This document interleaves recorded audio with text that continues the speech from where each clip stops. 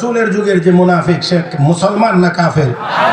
সুরত যত ভালোই হোক না কেন সে আমার ভাইরা নবীর জীবন সে নবীর সুরত ধারণ করে যদি মুনাফিক থাকতে পারে, জঘন্যতম কাফের লুকিয়ে থাকতে পারে, ১৫০০ বছর পরে ১৫০০ বছর পরে ১৫০০ বছর পরে এই ইসলামী লেবাস ধারণ করে আমাদের সমাজেও বহু মুনাফিক লুকিয়ে থাকতে পারে।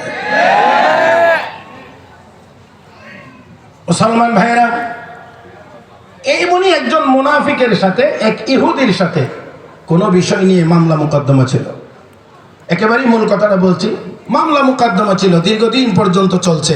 সর্বশেষ তারা দুজনে বসে আলোচনা করতেছে আর কতদিন পর্যন্ত এই মামলা মোকদ্দমা, আর কতদিন পর্যন্ত, চলো এটার চূড়ান্ত ফয়সালা করে নি। তো চূড়ান্ত ফয়সালা করতে হলে অবশ্যই এমন একজন ব্যক্তিকে মানতে হবে যিনি ফয়সালা দিলে দুজন মানবেন, দুজন মানবে।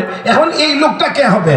এই লোকটা কে হবে? সুরতে যে মুসলমান, আসলে মুসলমান বলেন, আসলে মুসলমান, আসলে মুসলমান না কাফের, জঘন্যতম কাফের।